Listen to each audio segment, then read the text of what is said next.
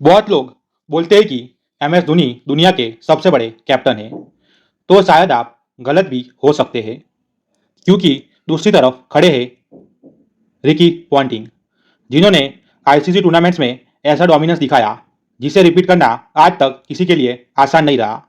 तो सारे एविडेंस देखने के बाद असली बैटर कैप्टन कौन? मेरा नाम है उमंग चावड़ा और welcome to cricket decode with Umang. और आज से शुरू हो रही है एक नई सीरीज, द क्रिकेट कोर्ट। यहाँ फैंस वॉर नहीं होंगे, यहाँ इमोशंस नहीं, सिर्फ एविडेंस बोलेंगे। हर एपिसोड में दो क्रिकेट लेजेंड्स आमने सामने होंगे और आखिर में हम एविडेंस के बेसिस पर देखने की कोशिश करेंगे कि किसका केस ज़्यादा मजबूत है। तो चलिए शुरू करते हैं the cricket court part 1, M S Dhoni versus Ricky Ponting.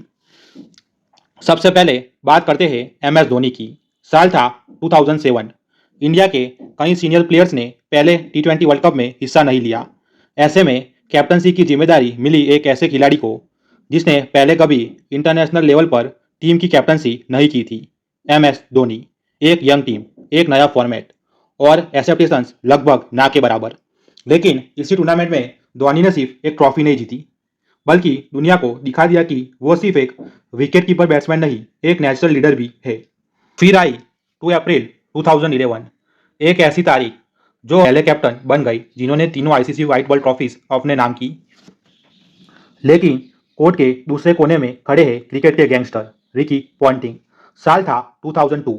Steve Waugh के ओडीआई कैप्टनसी छोड़ने के बाद ऑस्ट्रेलिया की कमांड पॉन्टिंग के हाथों में आई और सिर्फ एक साल बाद ही 2003 वर्ल्ड कप में उन्होंने ऑस्ट्रेलिया को बिना एक भी मैच हारे चैंपियन बना दिया। फाइनल में इंडिया के खिलाफ उनकी 140 रन की इनिंग्स आज भी वर्ल्ड कप हिस्ट्री की ग्रेटेस्ट कैप्टन्स नॉक में गिनी जाती है। लेकिन पॉन्टिंग का सफर यही नहीं रुका। 2006 चैंपियंस ट्रॉफी, फिर 2007 ओडीआई वर्ल्ड कप और दोनों बार ऑस्ट्रेलिया फिर से चैंपियन बना, वो भी लगभग पूरे टूर्नामेंट पर अपना दबदबा बनाए रखते हुए। और जब मैग्रा, गिलक्रिस्ट और हेडन जैसे लेजेंड्स रिटायर हो गए, तब भी पॉन्टिंग ने शेन वॉटसन, माइकल क्लार्क और मिचेल जॉनसन जैसे नए प्लेयर्स के साथ 2009 चैंपियंस ट्रॉफी जीतकर दिखा दिया कि उनकी कैप्टनसी सिर्फ एक गोल्डन जनरेशन पर डिपेंड नहीं थी। इसी दौर में ऑस्ट्रेलिया ने अपनी डोमिनेंस की पहचान बनाई। तो शुरू करते हैं पहले एविडेंस से, विनिंग परसेंटेज। क्योंकि एक कैप्टन का सबसे बेसिक काम होता है अपनी टीम को मैच जिताना।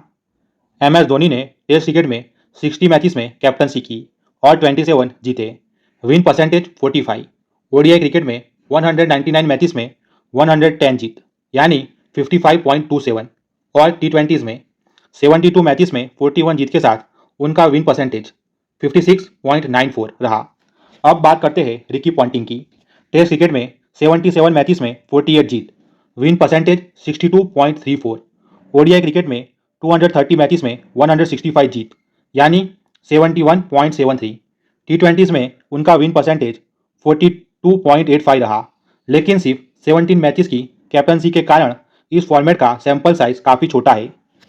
इसलिए अगर टेस्ट और ओडीआई दोनों मेजर फॉर्मेट्स को देखा जाए तो विनिंग परसेंटेज के मामले में रिकी पॉन्टिंग का रिकॉर्ड साफ तौर पर एम एस धोनी से बेहतर दिखता है। इस राउंड का पॉइंट जाता है रिकी पॉन्टिंग। लेकिन कोर्ट का फैसला अभी बाकी है। अभी कई एविडेंस सामने आने बाकी है। अब आते हैं दूसरे एविडेंस पर, success across formats. M S Dhoni का व्हाइट बॉल रिकॉर्ड किसी इंट्रोडक्शन का मोहताज नहीं है।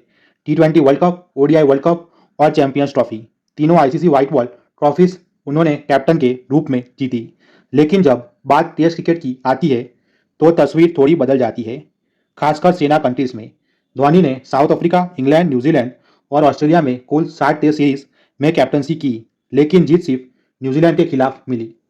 अब रिकी पॉन्टिंग को देखिए।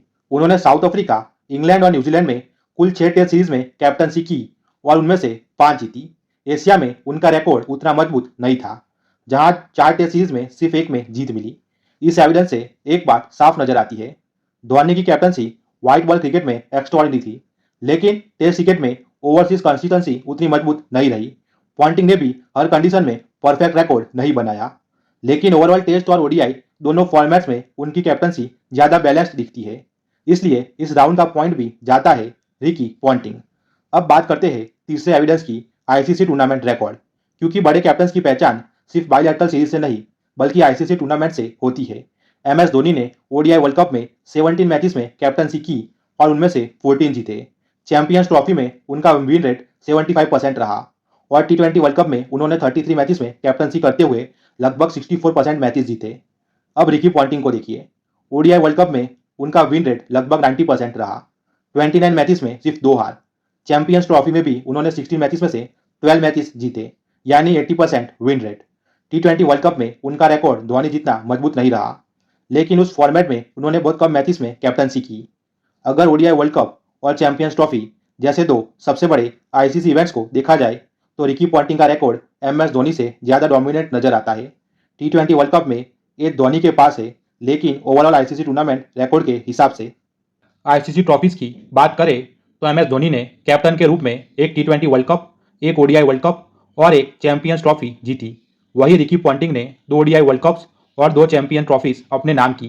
T20 वर्ल्ड कप उनके नाम नहीं रहा, लेकिन ओवरऑल आईसीसी टूर्नामेंट्स में उनका रिकॉर्ड और ट्रॉफी कैबिनेट दोनों ज़्यादा मजबूत नजर आते हैं। इसीलिए इस राउंड का पॉइंट जाता है रिकी पॉन्टिंग। अब बात करते हैं चौथे एविडेंस की, टीम स्ट्रेंथ और ट्रांजिशन, क्योंकि किसी भी कैप्टन की अचीवमेंट्स को उस टीम और उस दौर से अलग करके नहीं देखा जा सकता। सबसे पहले बात करते हैं MS धोनी की। धोनी ने कैप्टनसी जरूर 2007 में संभाली, लेकिन उन्हें एक ऐसा कोर मिला था जिसकी बुनियाद सौरव गांगुली की कैप्टनसी में रखी जा चुकी थी।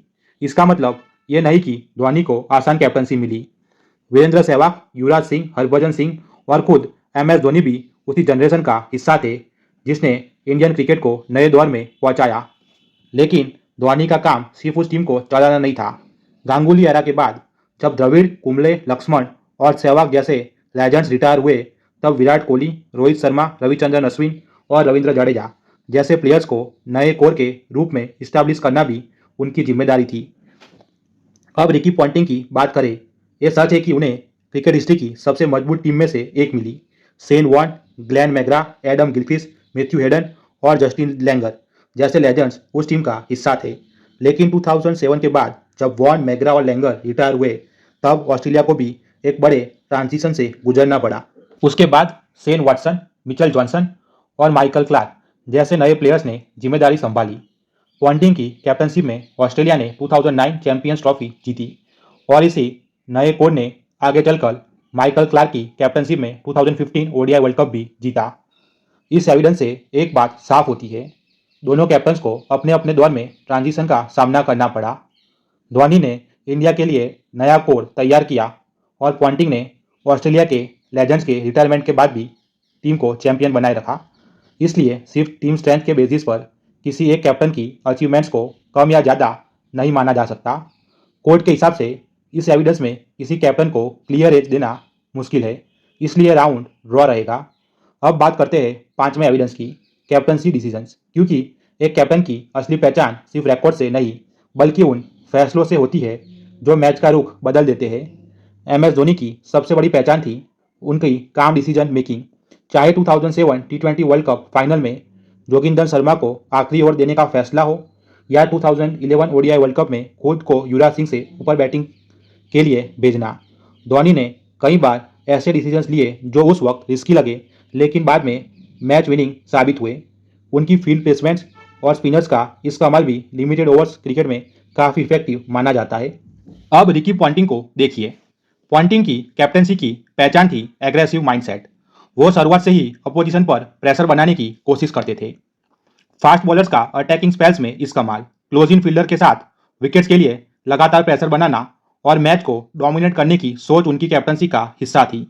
2003 वर्ल्ड कप फाइनल में खुद 140 की इनिंग्स खेलकर उन्होंने सिर्फ कैप्टनसी ही नहीं बल्कि अपनी बैटिंग से भी मैच का रुख बदल दिया। दोनों कैप्टन्स के स्टाइल्स बिल्कुल अलग थे। धोनी प्रेशर एब्जॉर्व करके सही वक्त पर गेम पलटने में माहिर थे, जबकि पॉन्टिंग शुरू से ही मैच पर कंट्रोल जमाने की कोशिश करते थे। दोनों के पास यादगार कैप्टनसी डिसीजंस हैं जिन्हें उनके करियर की पहचान माना जाता है। इस एविडेंस में भी किसी एक कैप्टन को क्लियर देना आसान नहीं है। कोर्ट के हिसाब से ये राउंड भी ड्रॉ रहेगा। तो कोर्ट के सामने सारे एविडेंस आ चुके हैं। अब वक्त है फैसला सुनाने का। पहला एविडेंस, विनिंग परसेंटेज, पॉइंट गया रिकी पॉन्टिंग को। दूसरा evidence, success across formats, point गया रिकी पॉन्टिंग को। तीसरा एविडेंस, आईसीसी टूर्नामेंट रिकॉर्ड, इस राउंड में भी रिकी पॉन्टिंग को एज मिला। चौथा एविडेंस, टीम स्ट्रेंथ और ट्रांजिशन। इसमें दोनों कैप्टन्स ने अलग अलग चैलेंजेस का सामना किया, इसलिए कोर्ट ने इसे ड्रॉ माना। पांचवा एविडेंस, कैप्टनसी डिसीजंस। दोनों कैप्टन्स के डिसीजन ने अपनी अपनी टीम्स को वर्ल्ड कप जिताया और क्रिकेट हिस्ट्री के कुछ सबसे यादगार मोमेंट्स दिए, इसलिए ये राउंड भी ड्रॉ रहा। इस हिसाब से फाइनल स्कोरबोर्ड बनता है रिकी पॉन्टिंग 3, MS धोनी 0 और 2 राउंड्स ड्रॉ। इस कोर्ट के सामने रखे गए एविडेंस के हिसाब से रिकी पॉन्टिंग का केस ज़्यादा मजबूत नजर आता है, लेकिन इसका मतलब ये बिल्कुल नहीं कि MS धोनी एक महान कप्तान नहीं थे। धोनी ने इंडियन क्रिकेट को 3 ICC व्हाइट बॉल ट्रॉफीज दी, ट्रांजिशन फेज में भी टीम को संभाला और इंडियन क्रिकेट की सोच को बदल दिया। इसी तरह रिकी पॉन्टिंग ने ऑस्ट्रेलिया की डोमिनेंस को सिर्फ कंटिन्यू ही नहीं किया, बल्कि ICC टूर्नामेंट्स और ओवरऑल रिजल्ट्स के मामले में एक ऐसा बेंचमार्क सेट किया जिसे तोड़ना आज भी आसान नहीं है। द क्रिकेट कोड का वर्डिक्ट सिर्फ इसी वीडियो में रखे गए एविडेंस पर आधारित है। अगर आपके पास कोई और एविडेंस है जो इस फैसले को बदल सकता है तो उसे कमेंट्स में जरूर लिखिए। हो सकता है अगले हियरिंग में कोर्ट उस एविडेंस को भी कंसीडर करे। अगर आपको द क्रिकेट कोड का पहला एपिसोड पसंद आया हो तो वीडियो को लाइक करिए और चैनल को सब्सक्राइब करिए और कमेंट्स में बताइए कि अगला केस किसके बीच होना चाहिए, क्या Virat Kohli versus Steve Smith या MS Dhoni versus Clive Lloyd. मिलते हैं अगले हियरिंग में, तब तक के लिए कोर्ट की कार्रवाई यहीं समाप्त होती है।